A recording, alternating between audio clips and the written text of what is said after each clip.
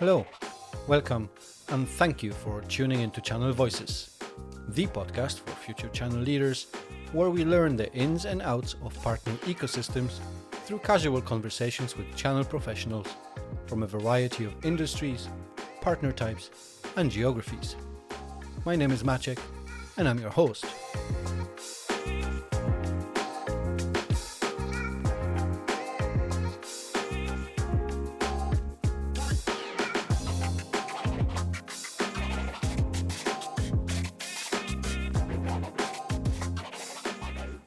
Philip Wegner, welcome to Channel Voices.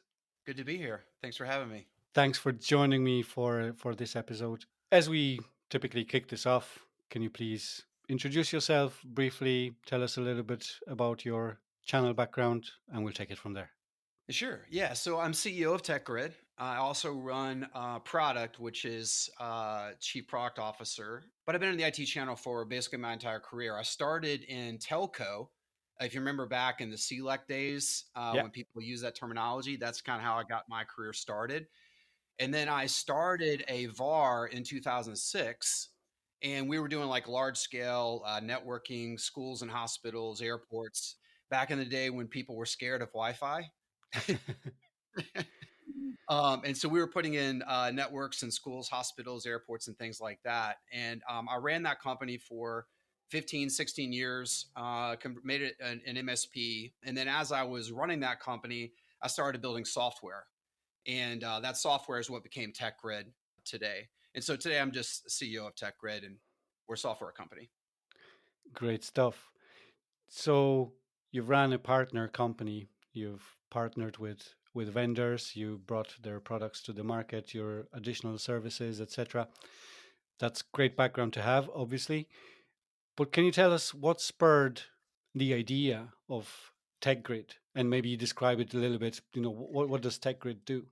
Yeah. So, I mean, I guess we have time to talk about, so I'll go into a little bit more detail. Sure. The story is when I was running my VAR business, and I was a VAR and an MSP, we evolved into that. I think that's your natural progression is you start reselling and then you build services around it and then you support the whatever it is that you're providing. And AWS had come out. If you remember, like they came on the scene like really quickly. And I started thinking about could we provide a network and make it seem like more like an AWS type experience where our customers could log into a portal, they could buy a network, like a physical network, and go into a building. And we tried to build this. And so I started investing in software many years ago as the MSP. And I was trying to build this customer portal and which is funny that we're talking about connectivity and stuff in the channel because what I was trying to just do is, hey, I just want to have a modern customer experience. I mean, that's what our customers are asking. And I joke a lot because I had customers that would call and say, hey, man, I can track all my toilet paper online Yeah. when I order it, and I'm buying like $1 million from you, and you can't even tell me where my stuff is, and so it got me down this path where I was trying to build a customer interface that was modern and a modern customer experience. And at the time, I was building it on top of PSA software like ConnectWise. I tried to build it on top of like Salesforce, and HubSpot, some of these other systems. And I spent 3 years and lots of money trying to build that kind of interface. And finally, my team said, there's no way we're going to build a modern experience on the current infrastructure, if you will, in the industry. And my one of my guys said, poor guy, he was like, we're going to have to build it. And I was like, you are out of your effing mind. Like, there's no way we should ever do anything like that. That's the dumbest thing that I've ever heard. Ground up, right? Yeah, exactly. I'm like, that's too big. We can't do that, John. Like that would be insane for us to try to do that. And that's what we ended up doing because we ended up starting to build that kind of that middle layer infrastructure to provide the modern experience to the customer. Perfect. Thank you for that. And as we are on that subject of connecting the dots, Yeah. or even to put it into perspective, connecting the channel as a whole digitally, like from your perspective, you mentioned AWS, how quickly they came onto the market, they revolutionize marketplaces per se. From your perspective, like the digital transformation do you believe it has? I think it has reshaped the traditional IT channel model as we know it. Yeah. But in your eyes, like how radically did it reshape that model? And as of today, do we really have a connected channel? No, we do not. I actually would argue that we do not have a digitally connected channel in the current model today. And I think that the people that work in the channel should be scared shitless that it's not. Because if you look at what's happened with around AWS and Azure, we saw them come on the scene and it's felt like overnight they were this huge success. But if you go back and read books on Bezos and Amazon and how they operated internally, there's a famous letter that Bezos wrote to his team. I don't know if you know about this letter, but there's a letter that it's like of folklore where he emailed his internal team, and this is obviously everybody inside Amazon, and he said, "We are going to communicate digitally from team to team, and even if you're working in one organization versus another part of the organization, you will communicate digitally via APIs. And if you don't, you won't work here anymore." I mean, it was a very like it was like a 7 point famous letter that he wrote to his internal team. Now he could do that because it was his company and it was everybody inside his organization, and they had gotten so much mass they could enforce that with the other companies that they'd worked with. And the problem with the IT channel is nobody can enforce that. Nobody can like say, hey HPE and hey Cisco and hey, we're all going to work together. It's going to be open API frameworks and we're all going to communicate digitally. But the reason it should scare us is because Amazon is already doing this. And a Right. lot of these experiences that we see, oh, it's really cool that they can tell me within a 2 hour window when my toilet paper is going to be at my house. That's really, really great. But you have to think about why can they do that? And it's because Bezos enforced this 15 or 20 years ago where he said, this is how we're going to do it. And these modern experiences can only be built whenever there's digital connectivity inside the channel. Interesting. I have not heard about that letter. Um, I'll email it to you. I'll forward oh, it to you. do thank you. Yeah. I'd love a quick read. I understand what's being said in that letter from what you said, but it'd be interesting to see the tone in which it was communicated. Well, he has a very strong personality, so Yes, it was a it was enforcing. I bet. And interestingly enough, the company I worked at previously was bringing to the market software testing tools, but the mantra of the company was always API first, Yes. right? And Yes. it really kind of translates to what we're talking about right Yep. now, Yep. right? If you design your software or your platforms, whatever it may be, with API first, I mean, it brings your software to completely different level, right? Right. Because now you can integrate, you can communicate, etc. So the partner ecosystem is changing, right? And it's growing more complex than ever. Yes. What strategies do you think that vendors should be thinking of or starting to apply, and maybe even distributors in particular, Yeah. um, if they wanted to expand, build and expand their partner networks? Like, what type of strategies should they be deploying? Well, I think I think contextually, just to talk about where the investment's been made, right? The investment's been made so far with API frameworks. They've been made on the product side. And so a lot of these companies, whether it's Cisco or HPE or Fortinet or whatever, they've invested heavily and done a good job at the API frameworks inside their products. And they've got a cloud where you can, essentially access that data, which is really, really great. What you and I are talking about, just contextually, is really important. We're talking about the business of providing the network to the customer. And when you're thinking about that, you've got to get out of this like it's my product mindset, and you've got to get into this: what's the customer experience going to look like if we don't connect the ecosystem together? And what the customers are demanding is they're demanding as a service models. They're Yeah. demanding, hey, I want to consume this in whatever format I want to. I want to know real time the status of all my stuff. What's so amazing is there's so many companies in the industry that are selling technology products to customers, And they're not able to provide basic information like tracking on products and licensing in real time. If and so it's this back end infrastructure that's running the IT channel that I would argue where we need to focus APIs and digital connectivity. And so to the larger distributors, and we're working with a lot of those, and a lot of them do have this kind of modern mindset. Is that whatever your customers do, and I'm talking about the resellers and the actual business customers, they need to have this mindset of starting with the customer and then working their way backwards.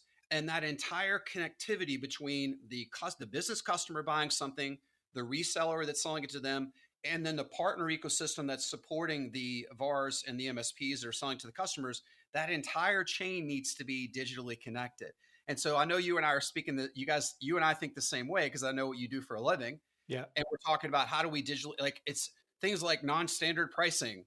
Like we're emailing people and calling, and it's just like that's this, right. this doesn't work. Like it needs to be a button. Hey, I have $1 million in stuff. What's my price? Like it's just taking all these different things and digitizing all the functions that happen inside the channel is what we're after. And that brings me to the question. So there are so many platforms. There's so much technology available today. Yeah, There are vendors like us that provide PRM solutions. There's all types of companies that have a product on the market to help vendors to communicate and do business with partners and vice versa. Very few of them, in my opinion, can connect a two-tier channel. A yeah, lot of them can do one tier, right, and they can do it quite well. The right. two-tier is where there is a bit of a struggle, Yes, from what I can see. yes, Um, but from all of these different things that are available today, how else can the vendors specifically make their channels more digitally connected? Because in terms of the deal registrations, grabbing content, understanding what their earnings are, right? You talked about the special pricing. Some of that stuff may already exist in some of those systems, but maybe yeah, not to the extent that yeah, you guys do at TechGrid. yeah. But what else would you suggest? Well, I think it's a holistic approach in thinking about the functions that need to take place and how we digitize those functions. Okay, so we talk a lot in the industry with acronyms and things like that. When we talk about ERP systems and PSA software and PRM software and all that stuff is all that's good, but we actually have to get down to what's the function that we need to provide. So if it's special pricing, that needs to work like an app on an iPhone where I press a button and I get special pricing back. And so you have to take these kind of like microservices, if you will, and then figure out how can we digitize these things. And the problem, just to explain why this is so freaking hard and why you have a business and I have a business as well, why we're in the same kind of like thing is digitizing the channel. It's because if Ingram Micro or TD Synnex has 1,700 manufacturers, every single one of those vendors are thinking about their own kind of world. Hey, let me build my own quoting system. Let me build my own partner program. Let me build my own custom portal. And so you've got just and as that compounds, you have all this complexity. And what everybody needs to understand is that the customer doesn't give a shit about all the specs and things anymore. Really, they just want to buy a solution. And so that means that the VAR, the MSP, is buying 6 different solutions from different people, and then they're packaging all those together with their services, and then they're selling the customer a network, or they're selling them a unified communication system or whatever. And so we have to think about how are we going to make it easier for the front line, which are the resellers and the MSPs, to serve the customer. And the answer is API first frameworks. Being able to standardize essentially things like quote formatting. Like if if I email you a quote in PDF, what do you do with that? Like, Yeah, how are you going to give that to your customer? I think your insight there with the we're good at one tier, but we're not good at 2 tiers is really important, because if you just email it to me in PDF, how do I convert that over to something else? So there's all these things that we have to address, and we almost need like this cross-functional SWAT team, in the industry that's working on all these different companies to bring it together and make it happen. yeah. And it's crazy as just regular consumers. We are so used to just, tap something on the iPhone, and it happens. Whether it's buying something off of Amazon and straight away getting the confirmation and the tracking is available. I Yes. mean, it's the same type of experience Right. that Right. we we expect now in B2B, right? Yeah. So 100%. coming back to that example of special pricing, if I want special pricing, if I click that button, I want a result to be returned within seconds rather than, Yes. you know, okay, Yes. wait, somebody has to go and look at it. Yeah. We tip our SLA is 48 hours for this, Yeah. and we'll come back to you on email, Well, right? I know, but think about it tactically. It's really that transaction itself, and let's unpack it a little bit. So what ends up happening is a bill of materials gets built by a manufacturer. That bill of materials gets emailed or sent to the sales rep. Usually, the company or the VAR is using like Salesforce as an example to build that, Yeah. and then they're sending that over to HPE, let's say, that also uses Salesforce. And so the sales rep on the other end is hanging that into Salesforce and then doing the deal registration in the traditional kind of process. That's absolutely insane. All those systems need to be digitally connected together, or we need to manage we use some sort of PRM software. All that stuff needs to happen in real time and doesn't need to have all these humans kind of handling it. And then you could spend more time working with customers and working on things that actually matter than this kind of paperwork, tracing it back and forth. No, I couldn't agree more. Automation, APIs, Yep. right? I mean, all of that is here and has been here for quite some time. But now AI, machine learning, these are the new kids on the block, if you will, right? And AI especially, I mean, it comes in such a huge wave, like nothing we've ever seen before. Yep. Pretty much every company on earth today is deploying AI in some shape or form Yep. into into their products. How do you foresee that these technologies are going to change the future of the channel? I think built on the right platform, it's going to transform the channel. But I need to unpack that just for a second. If I go to ChatGPT and I put in some inputs, it's useful and it's helpful. But what makes AI really good is when you can apply it inside of a digital workflow. And so if I can digitize things like we're talking about deal registration and things like that, or maybe it's bill of materials generation, which is where our team spends a lot of time. I've got an engineer that's expensive, spending a lot of time building bills of materials. If I can standardize the inputs for that engineer, let's say hey, we're selling a network and these are the inputs, I can actually use AI to produce the initial bill of materials, and that's actually where I think a lot of it's going to be is going to be useful. And so my point is AI is great, but it's really great when you apply it inside of a digital workflow. That's when you get this business transforming functionality. And in the channel where a lot of times the margins tend to be shrinking, if you can digitize workflows and then apply AI, you now have one human that can do 10 times the work using digital workflows with AI. And I believe, and that's 100% what's going to happen in the channel.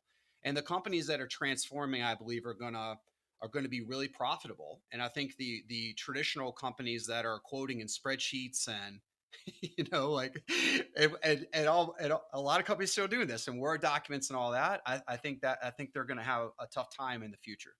I can absolutely relate to that because majority of the conversations that I have in my current role with people who run the channel or are just about to embark on the journey of starting this go to market strategy, they all talk about, we need to make it easy for partners to do business with us, right?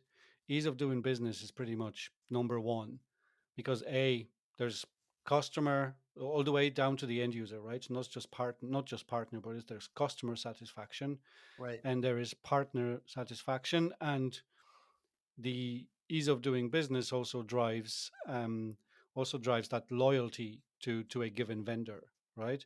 100% agree. Because the easier it is for me to do business with you, Yes. I spent ideally I spent more time on the Yep. platform that you provided to me, so Yep. I can order things of you for my set of customers, right? Yeah. So you stay top of mind if it's easy to do business with you. And sometimes it is even more important for the partner, that ease of doing business, than the actual margin, right? Because they can multiply it. They get their profit either way, right? Right. Right. But it's very interesting, and I think it's of huge importance. So having that AI piece being built into those digital processes, that would definitely help with ease of doing business, right? Well, I 100% agree. And I think your point earlier about understanding the two-tiered nature of the channel is important. And I think a lot of us, even when you're with a distributor, for example, they'll say the customer, and they'll say, "Hey, I'm working with the customer." And I'm like, "Do you mean the actual business customer or do you mean the reseller?" And most of the time they mean the MSP or the VAR that's selling to the customer. And that's how their mind has been wired because that's been their customer for 40 years. Okay. And I think, but to your point, you have to get all the way through, map the entire process all the way to the actual customer. That's the business buying the technology, right? Yeah. That's the end customer, if you will. And then you have to look at the areas of friction all the way through the sales and fulfillment process. How do I sell this thing in an all digital way? How do I fulfill this thing in an all digital way? And then you have to solve all those challenges for how you digitize that entire workflow all the way to the actual business. And we can complicate it a little bit further as well, Please. because when a partner goes and tries to set up a solution for a customer, and they know that the core product is with company X, but they also do have an alliance partnership with company Y, and it makes sense to buy the two things together, Yeah. like how not only it's the partner to vendor and backwards, but also the vendor to vendor, right? There's an additional piece of complexity where the vendor needs to speak with the other vendor, uh, communicate digitally, right? Because that's what we want Yes. to achieve. So the way that we think about the world, and this is just from my running of VAR for 15 years, is we think about what we refer to internally as a service provider team. And our concept is, and by the way, the name TechGrid and all that came from this idea that technology becomes a utility over time. So if you like when we provided Wi-Fi and people were scared of it, that was only like a 3 or 4 period, that was only like 4 years or so where people were scared of it. And then once people used it, they're like, oh, we got to have this. And then it became, more like a utility, right? And then they have to have it. And today, in 2024, your point of sale system is running over Wi-Fi. Your entertainment is over Wi-Fi. So it literally is a utility. And if it is a utility, that means all the companies that are involved in providing that are service providers. So the front line company is the service provider. They're not a VAR, they're not MSP, they're a service provider. They provide internet service via WAN and LAN to a business customer. Yeah. And then all the partners, HPE, Fortinet, Checkpoint, all these different companies are working to support that service provider as they're supporting the customer. That's the way that we kind of view the world. So we view it more like service provider teams. And so I agree that there comes a point where you got to say, we're going to work together, not in 15 different systems. We're going to collaborate together so that the business customer gets that service. Yeah. Apart from AI, which is obviously here to stay and moving so fast, are there any innovation that you foresee that's gonna further enhance that digital connectivity within the channel? Well, I think the first step before anything else can happen, like, is digital connectivity. Yeah, Okay, that's like step one. We got the digitally connected channel, which is really hilarious that we even have this conversation because I it's the know. IT channel. Like, we're the industry that sells networking products to businesses, and we're not digitally connected. So it's hilarious that we even have to have this conversation. But that's number one. I have to digitally connect the channel. The second thing that you have to have is you have to have digital workflows or a digital framework, if you will, that allows you to sell and fulfill to the customer. And I'm talking about the business customer with the service provider, the VAR, Yes. MSP, whatever. That entire framework kind of has to be digitized. And then the third step is you apply AI to everything. You have digital connectivity, you have workflow software, and then AI changes everything because then I can automatically place orders with vendors. I can automatically do special pricing. I can write a statement of work for a customer in software. I can create a bill of materials using AI. And so I think we just have to get it right in steps, with step one being digital connectivity. Right. If you were to give advice to anyone who is starting that journey to digitally connect their partner ecosystem and make sure that it is future proof Yep. and it will definitely result in success, like what advice would you give them? It probably depends on the type of company and what they're selling as to the advice. When it comes to a software business that's a digital product, like that would be kind of one workflow of how you would get all the way to the customer. But I would just think about how can we build that all the way to the customer. I'll tell you a little story, a sidebar.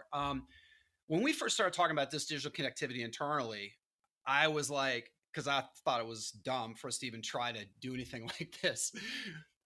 We first built this we drew it on a whiteboard. I was like, okay, if we could actually digitally connect the channel, what would that actually look like? And it was we have a big kind of idea room upstairs in this building, and we had 40 feet of whiteboard space, and we wrote it all the way across the 40 feet. It was all the different steps to get all the way to the customer in a digital way. And then that 40-page or 40-foot whiteboard went into a 10-page workflow document where we actually took all the different stages and we mapped it out in a workflow document. And that's what we took and converted it into actually business software. And how do we digitally connect all these different systems together? And I think each manufacturer or each ISV has got to map that out for themselves. How are we going to go from, hey, we're selling it to the channel, all the way to the customer's interface where they're buying their product online in some sort of form? And then they have to solve all those things with the resellers that are working that are selling their product. Perfect. As you're talking through this, and I'm just thinking from the portfolio of my customers alone, yes, majority run on Salesforce. Yep. That's kind of, Yep. you know, Yep. yeah, yes, it is the number one CRM out there. Yep. But there are plenty of other CRMs as well within that customer base.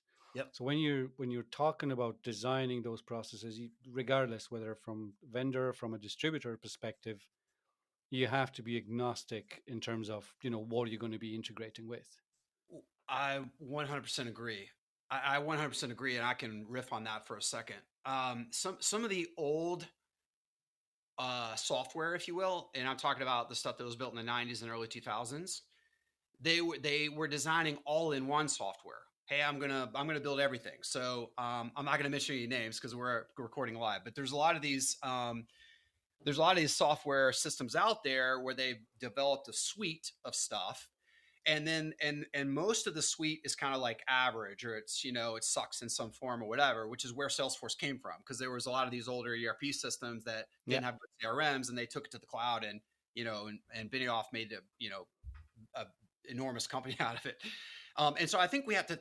So that's one. So my point is, one approach is an all-in-one software approach. Okay. The other approach is what I would call the platform approach, and the platform approach is Shopify. In Shopify, they have kind of this core functionality that operates inside the platform.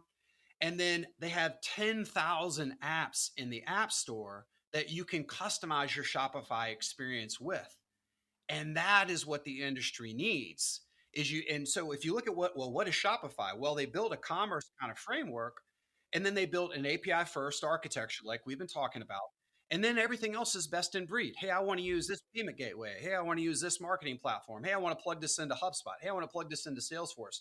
And so building that kind of core functionality and then allowing people to customize, I believe, is what our industry needs. And so once you connect things together in this platform kind of way, you're letting each VAR, each reseller decide what are the best in tools for my individual company.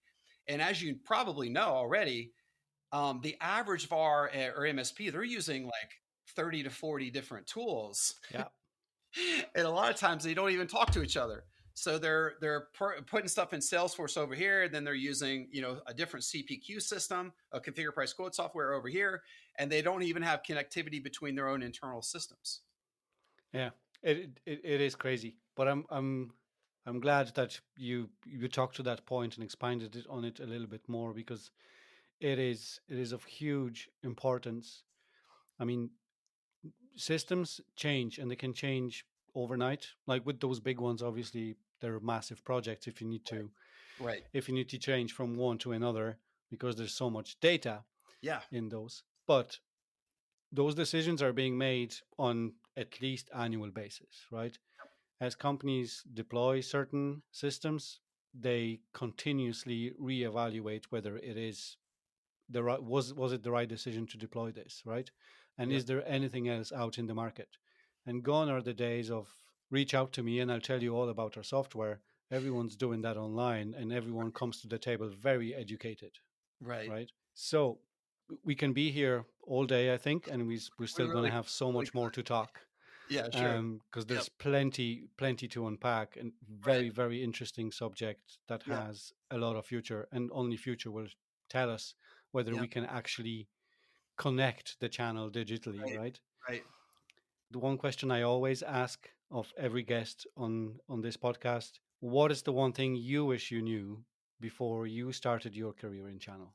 Well, I mean, if I could go back and talk to my young self, I would talk about, I would tell myself the importance of development, and I mean self development. And I'm big into like reading, all the books, about self help and things like that, or just really like developing in your career. And I think if you work in technology, you have to evolve and you have to change. And I think it's funny that we're even talking about this in technology as well. But I just believe that I would tell myself to read as much as you can, develop as much as you can, learn as much as you can, because that really controls your career trajectory. I actually studied youth ministry in college, and so I don't have a technology background. So like literally, and here I am running a software company. So I didn't have the background in it, but I was essentially self-taught and taught by other people as I kind of grew up. So if I was young, I would probably try to find somebody to help me develop. And then if I couldn't find that, I would read as much as I possibly could.